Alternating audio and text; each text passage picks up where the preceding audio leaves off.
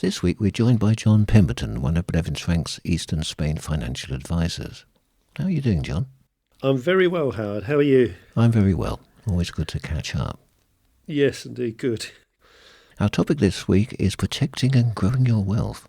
Jon will share some key elements for successful investing. So, Jon, what would you say are the key elements of protecting and growing your wealth?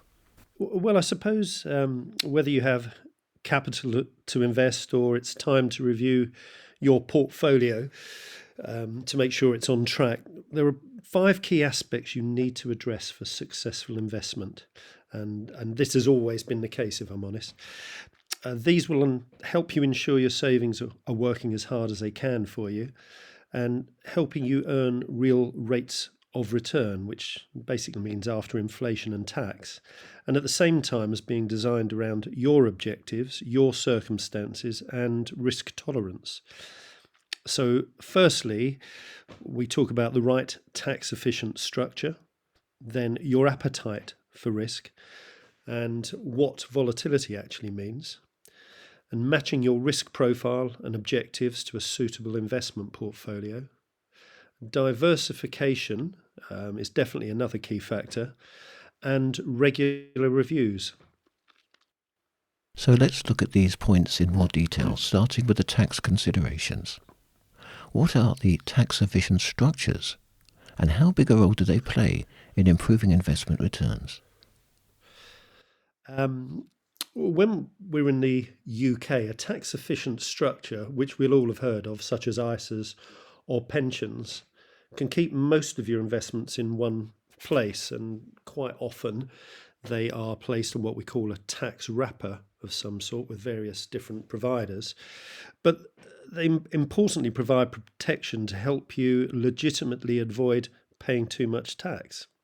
You want to ensure that as much of your hard-earned wealth as possible is placed in the most suitable structure to limit your tax liabilities. But at the same time, consider your estate planning wishes so that your investment capital can be passed to your chosen heirs as easily and tax efficiently as possible. Now, that was perhaps easier to achieve in the UK, where we're accustomed to the local rules and we've grown up with them. But here in Spain, with a foreign tax and succession system and various changes over the years, it's crucial to take advice from someone who is well versed in the nuances of the Spanish regimes and how they can impact your wealth. Otherwise, you may happen upon an investment portfolio that produces some excellent medium to long-term returns, I suppose over 5 to 10 years, only to see them slashed by Spanish taxes that you may have been able to significantly reduce or avoid in many cases. Moving on to investment risk, is it fair to say that all savings and investments carry an element of risk? Of course, no risk often means no returns, and arguably even bank accounts carry risk, as we saw with the 2008 banking crisis.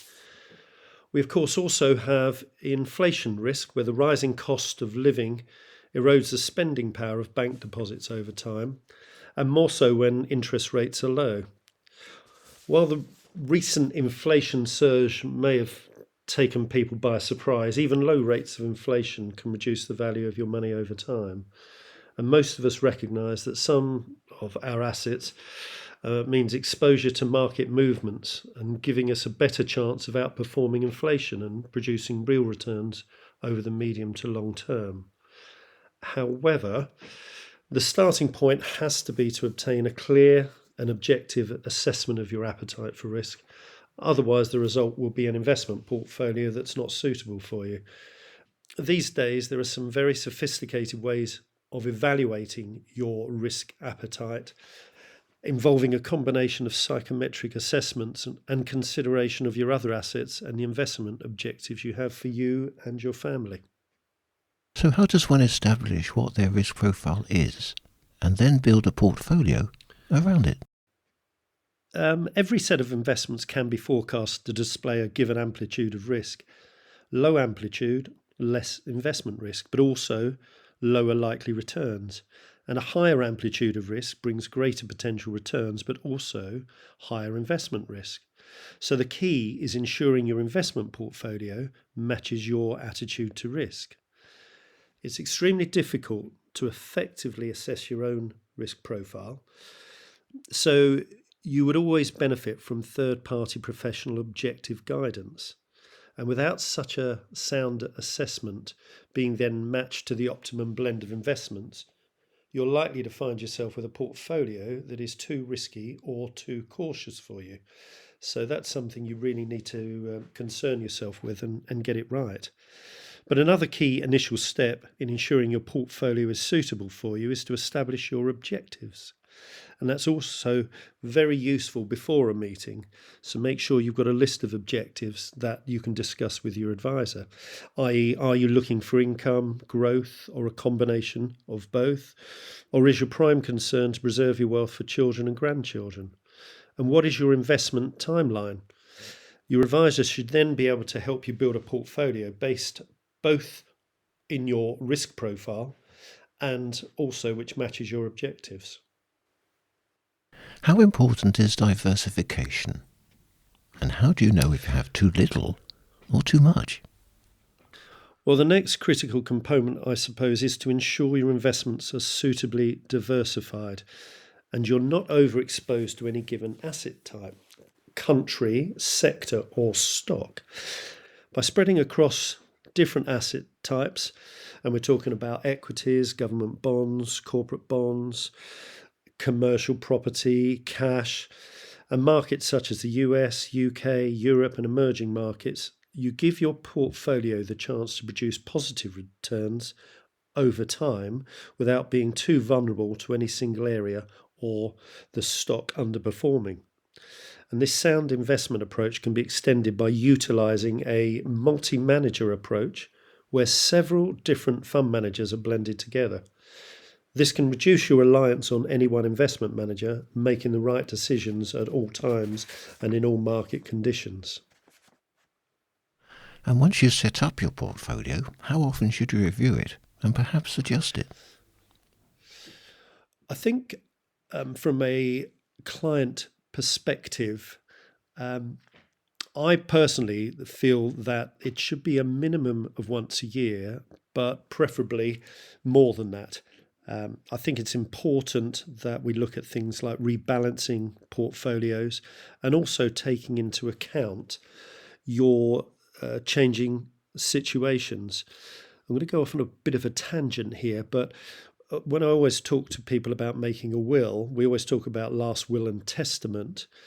And quite a lot of people will actually, once they've made a will, say, I've made a will. But I've always suggested to my clients that they should assess their will every 5 years, because if we all look back over their last 5 years, you'll probably notice that there have been huge changes. And whether that is, the birth of grandchildren, moving house, death of loved ones, etc., everything needs to be reviewed. And very much with regards to your investment portfolio, you need to constantly review with your advisor to make sure that it's fit for purpose. So regular rebalancing certainly helps control the risk of a portfolio and can have a positive effect on portfolio performance.